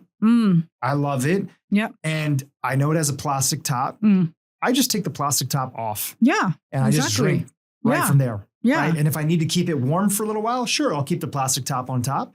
But I don't even drink out of the plastic top for a Yeti because, again, I drink coffee or tea every day, sometimes 2 cups. Right. Am I going to live another, knock on wood, I live a long time, but if I'm going to live another 50 years, 60 years from now, I don't want to be drinking out of a plastic hot thing every single day. Right. And you can see that those Yeti lids, not to any other brand that's out there, those plastic lids, they get, even if they're made with higher grade plastic, they get cloudy. Oh, yeah. And cloudy is a sign of it getting degraded. 100%. Yeah. Definitely don't put those lids into your dishwasher either.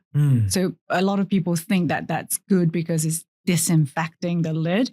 Well, the high heat and detergent combination and the length of time it's in that dishwasher at high heat can actually increase the leaching. And they've shown that in studies. Yeah, it's a big problem. Yeah. All right, here's another thing that's a big problem when people go shopping, and that's receipts. Yeah. I feel like I'm still seeing so many people who have not gotten the memo about traditional receipts and why they're such an issue, like a sales receipt that people get. What's the problem with them and where would you rank them? Thermal paper receipt, well, that's a F because the BPA on those thermal paper receipts are not bonded to the paper. It comes off very easily, transfers into your skin as you're touching them.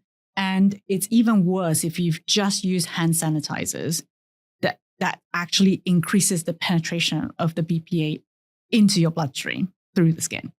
So if you're going to touch it, don't use hand sanitizers beforehand. And better still, just don't get them. Like, get an e-receipt. I feel like that's really common now. Like I get asked all the time, do you want a receipt? Do you want a receipt? And I should just say no. Yeah. And if you must keep a receipt, then try and get like an e-receipt instead. Yeah. Yeah. Yeah. No, that's a great thing. If there's a moment or situation where I have to get a receipt, I'll even sometimes just tell the cashier, oh, you can just put it right here. I'll take a photo of it. Right. Right. Yeah. Because usually I'll only need a receipt if it's like a business expense or whatever. And you can I take a photo in my QuickBook app, where I do all my bookkeeping for my companies, or I just take a photo of my email and I forward it over to there. Great. I have a photo of the receipt. And I'm going to steal that idea. Because you're never, even if you keep a paper receipt, they just accumulate over a period of time.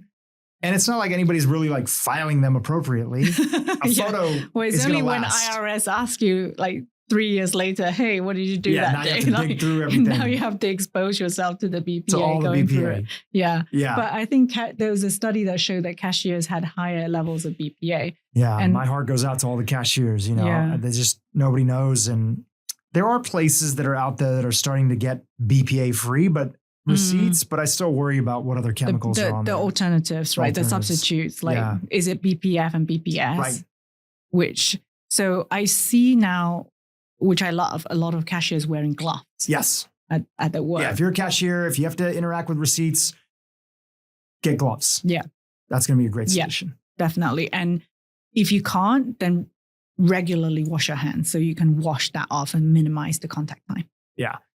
Here's another one that you've talked about that's gone viral a few times, and that's going back to this category of fragrances. These are scented candles, right? Not only do you get the scent, but also people don't realize like candles indoor and burning them frequently, it contributes to poor air quality. Oh, absolutely. It's one of the biggest air polluters in the home because paraffin candles, when burned, actually releases PM 2.5, which are small particles that you breathe in and travel through your bloodstream and cause inflammation in the body. It's been linked to increased risk of dementia and, for pregnant women, pregnancy complications. So PM 2.5 is bad news, but it can also release something called polycyclic aromatic hydrocarbons, PAH. So that is actually a carcinogen, some types of PAH. So you really don't want to be breathing that in. So paraffin candles are out. That's an F, especially if it's artificially fragranced. Again, going back to fragrance, you don't know. Yeah, so you're releasing phthalates and all kinds of VOCs into your air, along with the PAH and the PM 2.5. If you must do it, have an air filter in the room. Or open the windows. Right, exactly.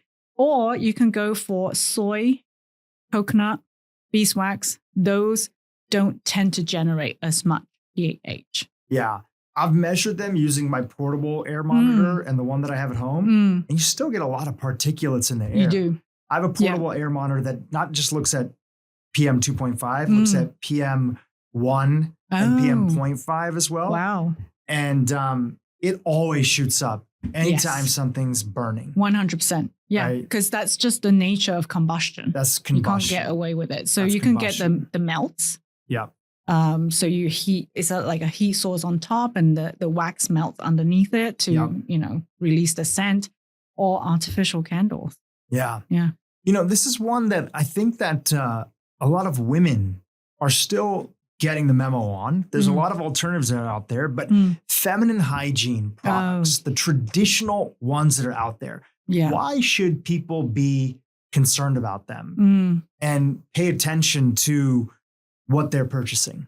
Yeah, that's a great one, because I feel like there's not enough research on here, but I do get a lot of anecdotes from patients and, clients who use conventional feminine hygiene products and switch to organic and say, my period cramps have gone, or I don't have the constant irritation, or I don't have my recurrent BV, bacterial vaginosis, anymore. Why is that? Was because a lot of the conventional products have pesticides. So cotton is heavily sprayed, right? So conventional cotton is going to have pesticides. We have a microbiome in the vagina as well. And that's really important for maintaining vaginal health and preventing infections. When you disrupt that microbiome, now you can be more susceptible to recurrent BV or infections. And the conventional products also can contain fragrance, believe it or not. Oh, yeah. Yeah. So people want it to smell good down there for whatever reason. So there's fragrance that's going to be endocrine disruptors, literally going into your reproductive organs locally.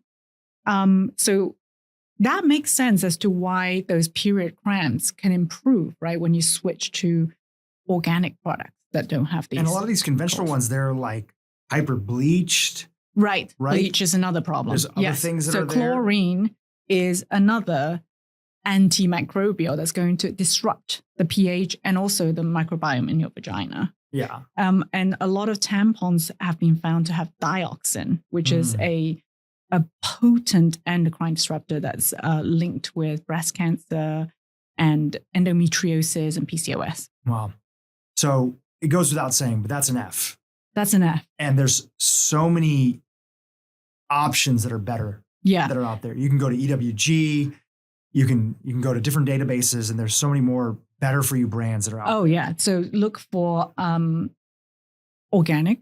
Right. And then, you want to look for the unbleached products.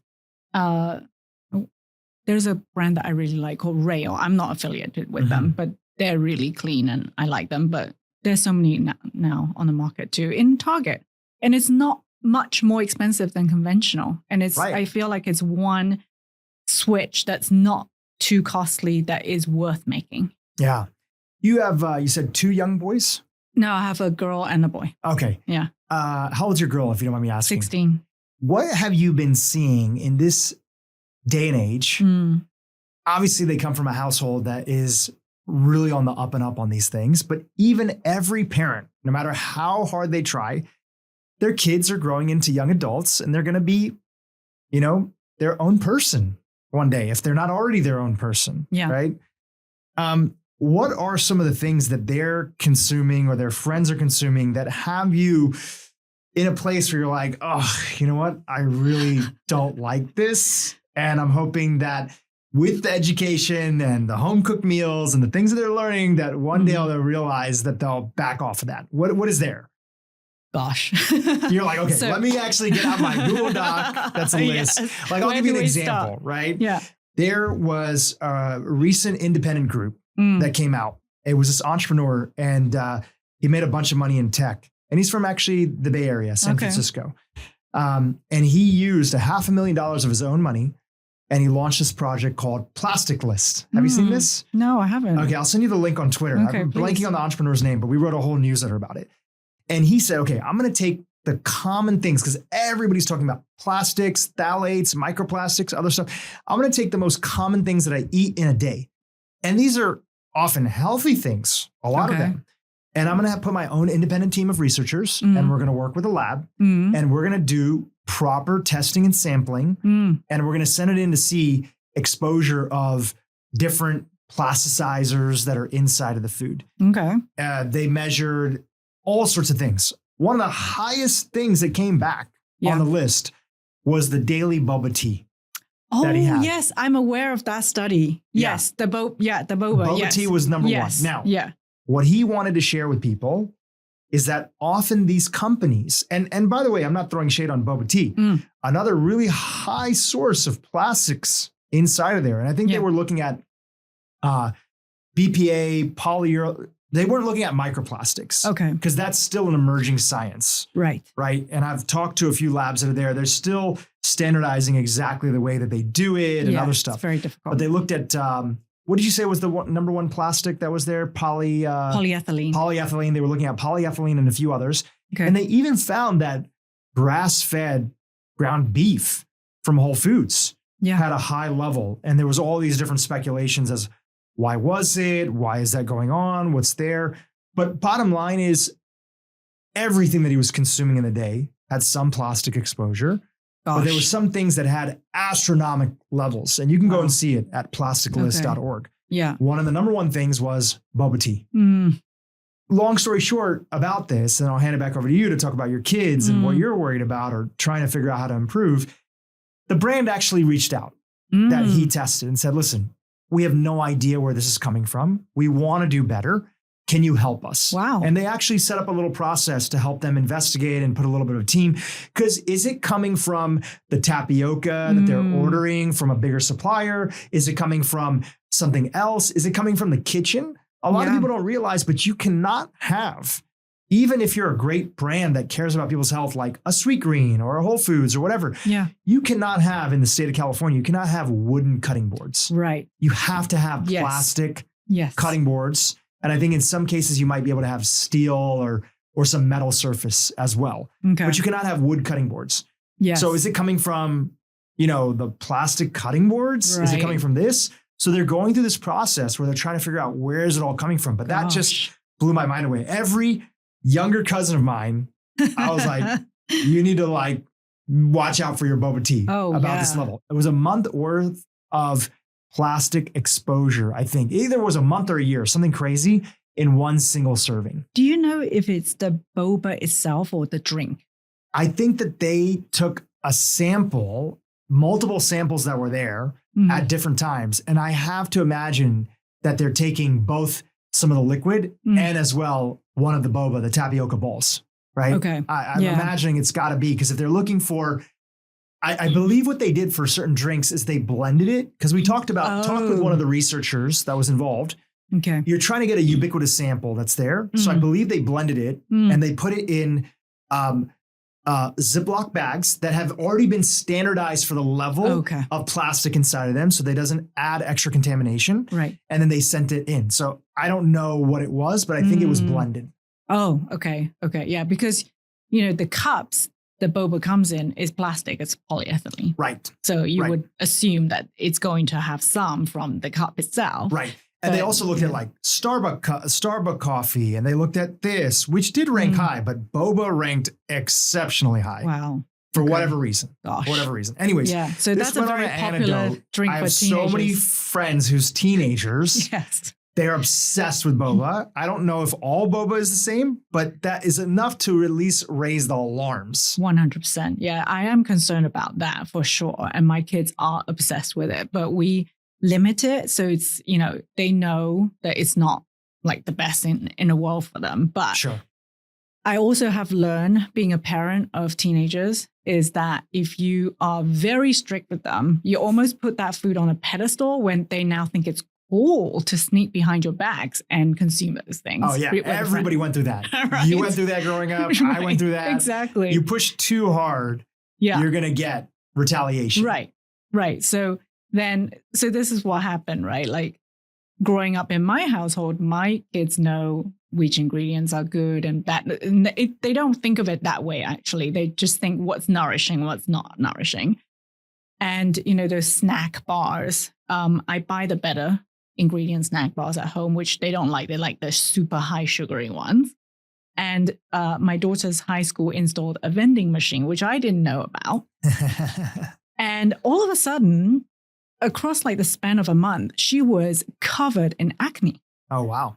And I thought, what just happened? Like, are you very stressed at school? And anyway, the truth eventually came out. She had been consuming like 2 of those bars a day because she's like, I can't get it at home. I can only get it at school. And she was like, having the time of her life with these bars. But she learned her lesson. She actually wrote a whole, like she wrote an e-cookbook. And she just added to it and talked about her experience, like food really can impact your health. This is what happened to me. Oh, and wow. when she cut that out, her skin went back to normal. Wow. Yeah. So that's how powerful it is. And I try to let them learn that hard lesson because I don't feel like preaching helps. My kids are both tennis players. So one of the things that I absolutely can't stand is the Gatorade. At the matches. So when I go to matches, like one of the items that are always on the request list is Gatorade. And I'm like, why do we need Gatorade? Like they don't need it for hydration. They only need electrolytes and water. If they need, a source of carbohydrate, eat a banana. But that's a battle that I have with even the parents. The parents actually think Gatorade is good for them because they've been conditioned or marketed to think Gatorade helps them rehydrate and refuel and recover.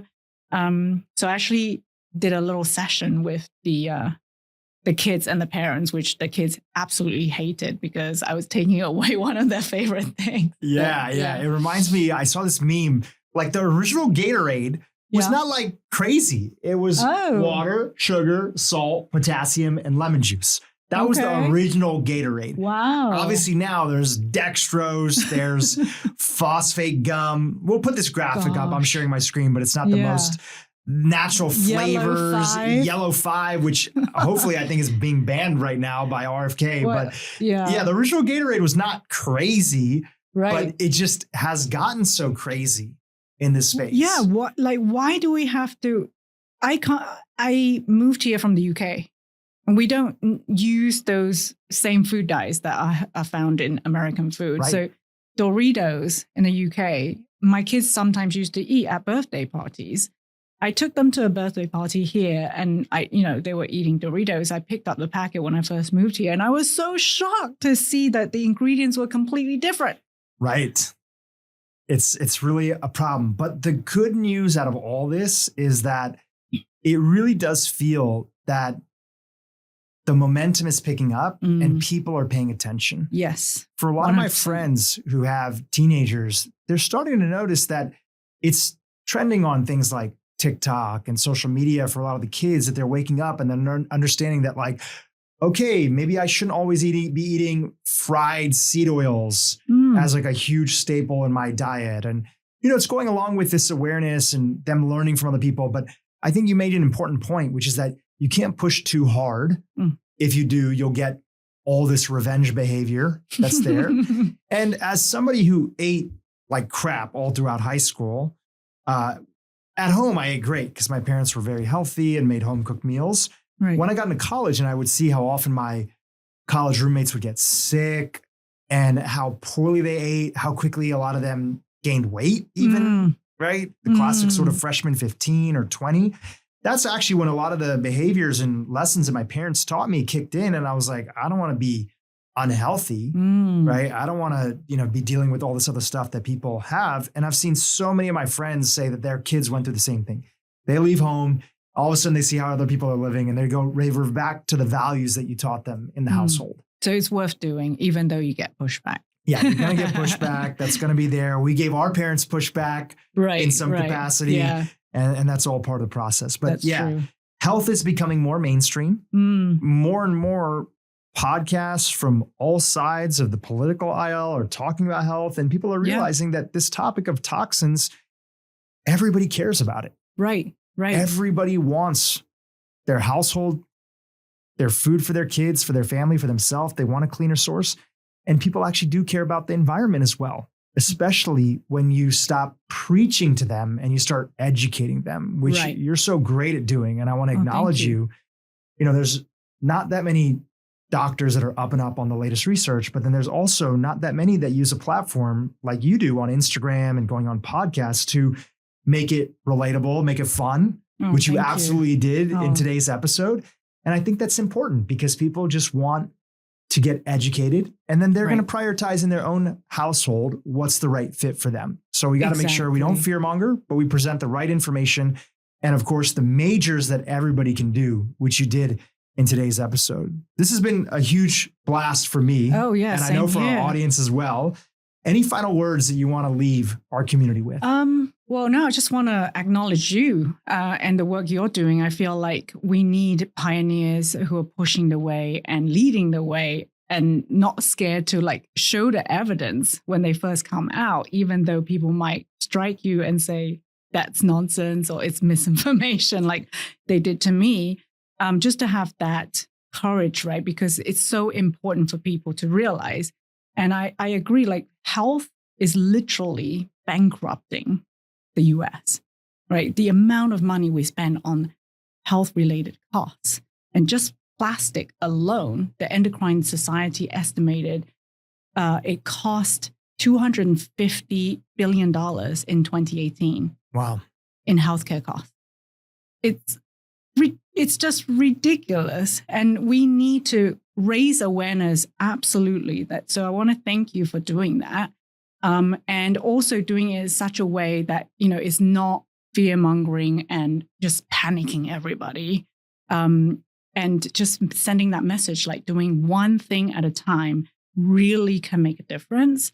Don't think, it's just so overwhelming. Toxins are everywhere. I might as well just not do anything. Yeah. That's not, even if you just do the one thing, cut down on consumption of canned food, see how much difference that can make. It's a 1,200% difference in your BPA levels, right? That's a massive difference from one little action. It's so true. It's such a great reminder. All little things, they add up.